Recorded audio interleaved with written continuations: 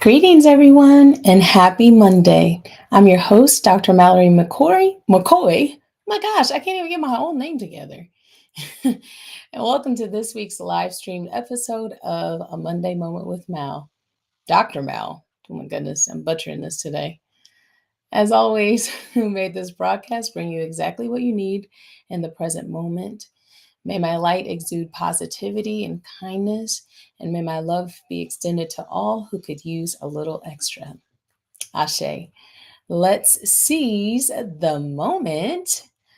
Um, this week, I'm incredibly grateful for those who took the time to show me love for my graduation weekend. Y'all, my 77-year-old grandma came to Kansas City to see me. That's huge. Especially because she doesn't travel much. And so I was very thankful to have her here in Kansas City. The last time she was here, I was getting married 14 years ago. So what a gift, and what certainly was a surprise to me. And my mom and stepdad brought her up here. So I was grateful for that. My mom, my mother-in-law, stepdad, Ophelia, and Mr. Tracy came in person, and many others watched my graduation online. I'm glad to be officially done with that chapter, just literally and figuratively hang my hat and be done with that. And I'm also grateful to get some liberty in my schedule this week because I have minimal commitments. Like, I don't have to do anything if I don't want to. And so I'm excited about that. Also, I'm thankful I got to hang out with my son today. I'm thankful for flexibility and schedule because it was his field day today, kindergarten field day. And so he's so cute. He loves water, and the kids love water too. And so I was excited to get to hang out with him in his school space. And also, this Friday, I will swear in as a notary again for another 4 years. Here's my business license right here. So if you need notarial work done, don't forget about me. In case you forgot, here's the commercial that I wrote, recorded, performed, and created. Allow me to reintroduce myself. My name is Mallory Motorier. Mallory Motorier. Mallory Motorier. Mallory Motorier. Mallory Notary, your mobile notary, helping with acknowledgments. Juras owes everything, commissioned in Kansas and Missouri. Both sides need something notarized. I'm ready to ride. And now I'm available to serve you remotely. Docs ID Internet is all you need. I can be at home and you wherever you are. I don't even have to go and get in my car. Notarizing home loans is my specialty, but my stamp is found on many other things. Ballots, POAs, titles, and wills. Better ask about me, I'm the real deal. If you made it this far and you enjoyed my song, if someone needs my service, pass my info along. Keep me in mind for all your notary needs. Leave a Google review if my service succeeds. Mallory Motorier. Mallory Motorier. Mallory Motorier. Mallory Motorier. I get a kick out of that every time I see it. It's so cheesy, but I absolutely love all the cheese. Okay, so to my topic for today. Did you know? Oh, I guess did you know? I love me a good definition, and I'm team facts over feelings. So let's get into it. According to dictionary.com, to teach means to impart knowledge of or skill in or to give instruction in or to. I defined that last week when I talked about teachers. A substitute is defined as a person or thing acting or serving in place of another, which that makes sense. Nonetheless, substitute teachers are incredibly vital to the education system. The system does not work at all without the availability of substitute teachers. In fact, the National Education Association, also known as for short NEA, calls substitute teachers educational bridges. Shout out to Morgan Hunter Education, a local education website, for the following facts about substitutes. Did you know that one full year of a student's K through 12 educational experience is taught by substitute teachers? Um, did you also know that 86% of school districts struggle to find quality substitute teachers? And you'll know why here in a second. 90% of districts nationwide spend less than 4 hours training substitute teachers. My experience is obviously a little different because I was already certified, but I just kind of got thrown in there, coach. Over $2 billion is spent annually on substitute teacher pay, because there's a lot of substitute teachers are needed. 77% of teachers miss school to attend professional development classes, and 10% of your students are being taught by substitute teachers right now. Yet, for a job so important, the qualifications to substitute teach have diminished, especially during and after the pandemic, when getting a sub was like winning the lottery because the odds were so small. And that is for classroom teachers. Can you only imagine, as I taught vocal music during the pandemic, the substitutes for vocal music were next to none during the pandemic. In fact, there was no substitutes. Or very, very few. So shout out to the NEA website for the following stats about substitute teacher certification or qualifications, substitute teacher qualifications. 27 states and DC offer some sort of license, permit, authorization, or certification for substitute teachers. A few states offer more than a single type of substitute permit, which varies according to the minimum education requirements. 19 states and DC note that a bachelor's degree is needed, but also offers waivers or ways around the requirement. States that do not require a college degree sometimes specify a minimum number of college credit hours. For example, in Missouri, a content substitute only has to have 36 semester hours, and that is a swinging change from the 60 credit hours that was initially required before the pandemic. 6 states specifically note that a high school diploma or its equivalent is required. 17 states plus DC mandate that applicants pass a criminal background and or fingerprint check. 4 states require some minimal training and orientation. Rhode Island requires districts to advertise for certified substitute teachers. Wyoming says those wishing to earn a substitute teacher permit must take a US/Wyoming Constitution or equivalency test. And New Mexico says substitute teachers must be 18 years of age to work in a K through 8 environment and 21 years of age for grades 9 through 12.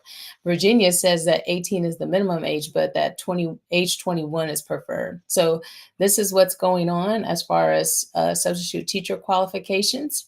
Run tell that, because I know that I was certainly not prepared to take over a whole class, kindergarten through 8th, or kindergarten, first grade, all the way up to 8th grade at 18 years old. So wild.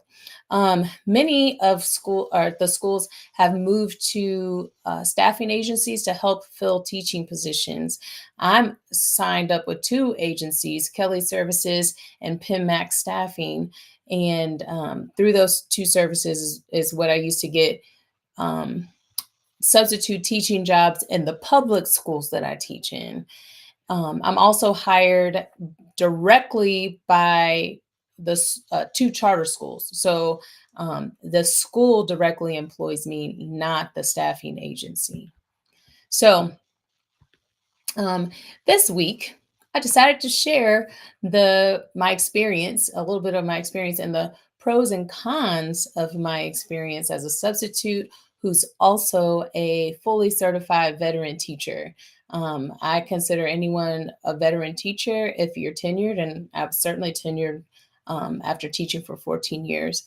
I am making this distinction because, according to the system, I'm nowhere near retirement age because there are fully certified veteran teachers, but generally they retire and then they go back into teaching. But what I'm doing is kind of unheard of in the sense that very few people doing it. I'm nowhere near retirement age, and I have formal teacher education, hold teaching certifications in Missouri and Kansas, and hold building level leadership certifications in Missouri and Kansas. Now I've completed my doctorate in education. So I've certainly not met anyone who is substitute teaching as a doctor. People certified like me have certified, or they have jobs, full-time jobs. And why wouldn't they? Because none of the education that I've received and none of the certifications that I have were free or cheap. So I say all that to say I understand my privilege, even in saying that I just attained this doctoral degree and I'm substitute teaching. But and so it's not that simple. In fact, can I just say that I never planned to be in this position? The creator and light energy laugh at our plans. And so when I quit my job in 2022, my intention was just to complete my doctorate and focus on my family. I, in fact, didn't even plan to work at all, which I also understand the privilege in that. But it worked out because when I quit, then I had to be available to take care of my son as he transitioned from getting full time ABA services to kindergarten. And full time went to halftime and then went to no time. So if I was working a full time job, that would have been really tough. It would have been impossible. So it was all divinely ordered. And because I had removed this big part of my career, or a big part of my life that was my career, I liken it to sand on a beach. Like when you're moving sand from a hole, and then there's other sand that keeps falling in. That's exactly how I felt about my life, because other tasks moved into the space that I had a career in for all those years very quickly. I was able to help more with the real estate that my husband and I own, and I was able to learn more about and perform real estate and estate planning notarizations, which I have a whole business for. So that was important. And it's crazy because I had started this business in 2020, and I didn't have time to do it because while I'm teaching during the day, notarizations also are happening during the day. And so, because I removed my career, then I was able to fall into entrepreneurship. Still not where I want to be, but I'm slowly climbing. Anyway, that's just really the surface story of it all. And I actually have detailed my what I learned in this space, and I probably could rephrase or re do it again. But I did write 2 blogs about it, and you'll have to go to this blog to catch the links, or just go to my website, whenmallorylives.com. Because all of this is going on in my life simultaneously, I plan to stay away from education to give energy to other things. But the souls of children were literally calling me to re enter the educational space. I would literally have dreams about teaching. That I was in the classroom, that something happened at the school. I literally was dreaming about this every night. So I decided to sign up for subbing. And when I initially signed up, I just signed up in the school district that I had just removed myself from after 14 years. It was a benefit because I knew the system, and I knew how it worked, and I knew a lot of educators and administrators in the system. So, or in this particular school district. So it was worth it. The biggest pro for me in this space, is just getting to see how the education system works um, externally. So I was not employed by, well, public school speaking, I'm not employed by the school district, I'm employed by the staffing agency. So getting to come in and see the inner workings of the school district from that vantage point has certainly been a benefit to me. Um, I've gotten to be in different classrooms. I've gotten to meet different educators that I probably wouldn't meet had I been stuck to one school district. I've got to teach different disciplines at all levels, K through 12, and I've gotten to teach in different districts simultaneously. So, and since I'm in charter schools, I've also been able to witness the similarities and differences between the public and the charter school. So that has been enlightening for sure. My favorite teaching experiences actually are middle school ELA and math, and elementary and middle school choir and orchestra, special ed, paraprofessional, and high school PE. I absolutely love teaching my teaching experience in those. Oh, I forgot elementary art because I'm a lit art teacher, even though my art skills are not good. Another pro, as I've mentioned before, is certainly the flexibility that substitute teaching provides. I get to choose when and where I want to work. And since most schools value that I'm certified or just know how I am with students, they work with my daily schedule, allowing me to help my son catch the bus before showing up to their buildings and finding coverage for me to leave early because I have to get my son off the bus. For me, I didn't realize also that while I was full time teaching, my nervous system was so overstimulated. But the pro in substitute teaching is now I get to choose when I'm overstimulated. But there are three large cons to substitute teaching that I have so far: pay, certification hurdles, and OTE or TE. And I'll explain what those are here in a second. So, as far as pay is concerned, I just feel I should get paid for what my degrees, certifications, and experiences equate. And I'm also not an 18-year-old that's just trying to find a job in their gap year before college.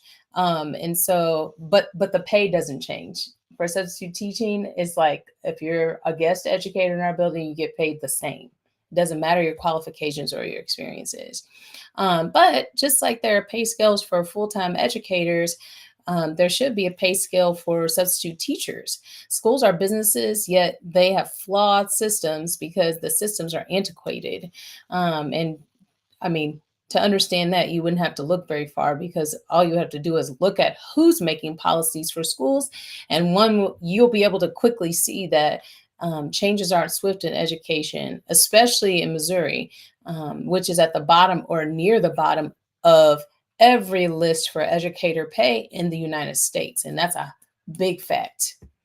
Personally speaking, when I was full-time teaching anyway, my W-2s always showed a $10,000 to $15,000 deficit. It was less than my contracted salary because uh, taxes, union dues, healthcare, and the largest chunk of my check went to the retirement system, which is like the biggest scam ever. So that's a whole nother show in itself, and I won't touch on that. But even they lie about teacher salaries because teachers aren't getting that at all. Another con that actually is an expensive con is the amount of out of pocket cost I've had as a substitute teacher. As a reminder, when I quit teaching in May 2022, I went back to substitute teach in December 2022.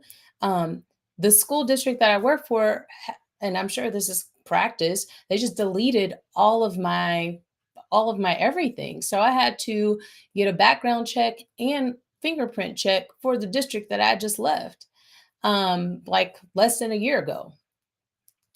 And they wouldn't even accept. So for my notary work, I also have to get background checks every year, and they wouldn't even accept the background check that I'd already purchased for notary work. And so that was if you're counting, that's two background checks that I had to get in a short amount of time. Oh, what's the balloons? What the hey?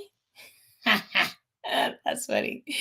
Um, so when said school district switched staffing agencies, so they went from one staffing teacher staff or substitute teaching staffing agency to another, and the very next year, I had to get background checked and fingerprinted again at my own expense. So that's three times that I had to pay for a background check and a fingerprint. Mind you, you have to make an appointment for the fingerprints and go to the fingerprinting office. That's like nobody's paying you to do that. And then at the same time, I'm getting my building level school leadership certification for Kansas because Kansas has reciprocity to Missouri, but Missouri does not have reciprocity to Kansas. So I had to pay for fingerprints and background checks for both states. So if you lost count, that's five background checks, four fingerprints, and two licenses for two states. So right now, I am a fully certified veteran educator and building level leader in Missouri and Kansas, but I still can't teach or lead in Kansas because I don't have a TB test, which is required for Kansas to teach in any school building. And so, um, to my point, these hoops are incredibly unnecessary. And the amount of money that I spent to substitute teach, I'm not even making that much. It's excessive for real. And so the third con is something that I've had to meditate on because I've let it disturb my soul. But that's because I'm doing my own work with my soul. So um, I think that's the enlightenment of it. This problem, this con, is disturbing. So I'm referring to the acronym that I just said earlier, OTE, and I came up with that. OTE is also known as other teachers' egos, or TE, which is teachers' egos. And I want to explain this for a second. For most of my teaching career, when I was a young teacher, and even before I've come into this space, I would introduce myself and I'd say, "Hi, I'm Mallory, and I'm a teacher." And if I didn't say it like that, people would know within 2 minutes of a conversation that I was a teacher. And I didn't separate the two because I so heavily identified with being a teacher. And that reflected in my day to day. I was always in teaching mode, always thinking about my students, always planning for my students, and even spending my own funds to support my classroom, which is highway robbery because please tell me what other job requires you to use your own money to pay for supplies for their job or for their business. Please tell me. I'll wait. Actually, I won't because there's no other job that does that. And then if you ask my husband, I never turned my teacher voice off. And he constantly had to remind me that I was not one of his students. So I would spend time away from my life to teach. Teaching was my number one priority, and I know that because that's where I spent the most of my energy there. So sometimes when we say we prioritize things in our life, if the energy is not going to what we prioritize, then it we actually don't prioritize it. Where focus goes, energy flows. So um my focus was in teaching, and so my energy was going there. Ultimately, I did not know how to create a healthy boundary because I was trying to do what's best for kids, but now I know while I'm doing what's best for kids or what I think is what's best for kids, I'm depleting my life force. um but I also think the egotistical way that I identify with teaching made me indigestible for some to be around because um, I I would make sure everybody knew that I was a teacher. And what what place of superiority did that give me to make sure that everybody knew that I was a teacher. Um, Being a teacher made me better than no one. But in a world caught up in labels, and as Eckhart Tolle says, the ego lives through comparison. So when I started my work to disentangle my identity from what I do and shift my focus more to who I am, I began to recognize others' egotistical identities and other people's need to place a label on themselves to enhance their ego superiority to others. And believe me, I'm still stumbling through this. I just had to check my ego just yesterday, and I checked it out loud because that is the root of all of us humans, and our goal is to make our ego die. When the ego dies, the soul awakens. Um, so fast forward to my subbing experience. When I'm subbing, I'm not wearing my resume on my shirt. So when I showed up in schools that I hadn't taught in, the teachers didn't know me, which I actually loved. So other teachers could only assume my experience based on my job title, which would be fine, but it's the assumption, or for some reason, the term substitute teacher is also there's like a undercurrent of assumption of ignorance that goes along with that, which is weird. And I had to reflect, and I'm like, did I ever have that? And I think I did at some point. So I've certainly during this journey appreciated the teachers who stepped up to enlighten me about the processes of the school and in the classroom um, that I was teaching in. Or yeah, they enlightened me. But some teachers have treated me like I didn't know anything about kids. Sometimes I even felt treated like I was the kid. Now, I have over my career been mistaken for kids because I do present younger than what I am, what my age is. But I think even to presume someone's competency based on their age is another way that our ego tries to create an artificial hierarchy.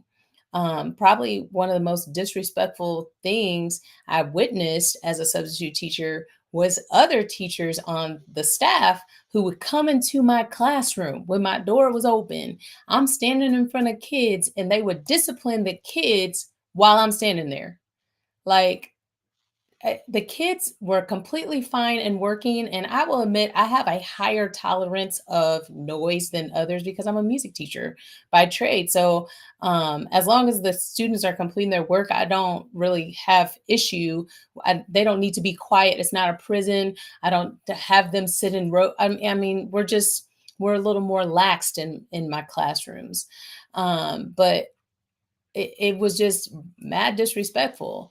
And I project that it was simply the adults' need to create a hierarchy and stroke their egos. Like, I didn't feel helped by that. In fact, I felt offended. And that this has happened to me several times during the past 2 years. I can at least name 3 times. And when it happened, it felt comparable to like how little bully boys become grown adult cops, and they bully others because they put themselves in an artificial position of power. Um, and teachers also get this sense of power and perpetuate the egotistical hierarchy created by teaching. Teaching is not the only career that has egotistical tendencies. All systems with labels have egotistical tendencies. My gripe with this is not only the treatment of people, um,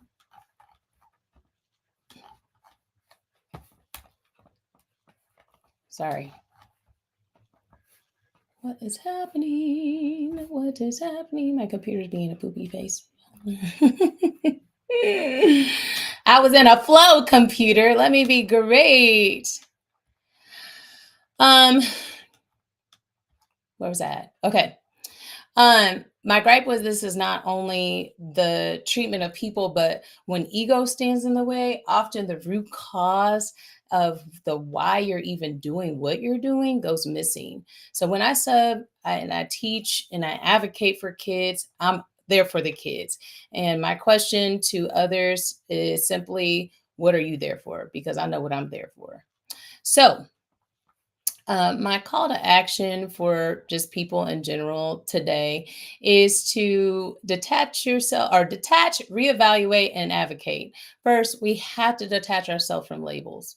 The bigger focus should be on why we do what we do, instead of your own self-serving um, reason. Like I said, when I'm in the classroom, I'm there for the kids. So it's not a self-serving thing, even though they do provide what my soul needs in this life, but it's not the root intention. It's nearly a byproduct of our souls colliding. Secondly, whether I'm in a school building as a district level administrator, building level administrator, teacher, paraprofessional, transportation operator, nutrition specialist, custodian, or guest educator, the root of your why should be to support and influence the physical, mental, social, emotional, and academic well being and development of humans, period. If it's not, then it's time to reevaluate your why. To do this, one must reflect and re-examine one's sense of self and check the part of one's ego that needs to make someone else inferior to make them feel superior. This ethos applies to every systemic and hierarchical business or organization in existence. And lastly, it's important to advocate for change in the system. Fully certified guest educators should have a pay scale and not have to go through so many hoops to help the school system. Because of the importance of guest educators, this is a measure that should pass through the Missouri and House Senate the way the vote to freeze property taxes for seniors flew through. And I'm in complete support of that. It was unanimous. But I also recognize that the majority of people saying yes to that particular measure are directly affected by that. And they don't have kids in the school system. So, but it's up to us, the people who have kids in the school system, to advocate in that way, because the people's voice is so important. Your voice is so important. So, today, I will leave you with a quote, a couple of quotes, and a list of affirmations. So these quotes are very similar. Children learn more from who you are than what you teach, and that's an unknown.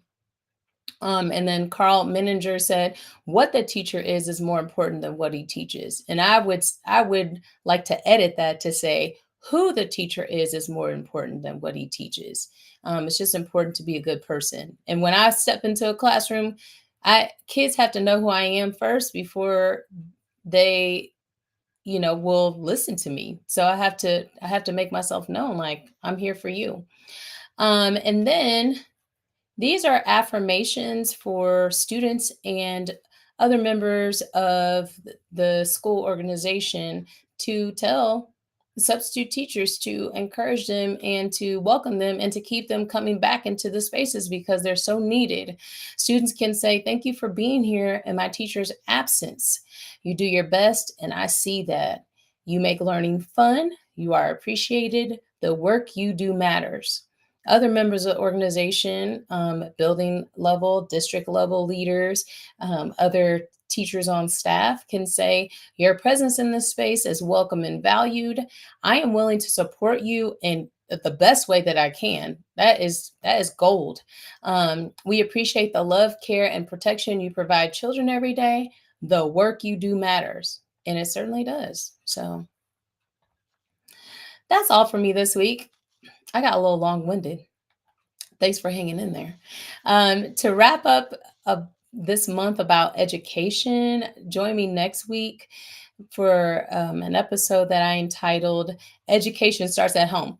And for me, the cradle of effective education is rocked from birth at home. So this episode will serve as a public service announcement, and is intended to empower parents, families, and the community surrounding the children. Well, that's it for me.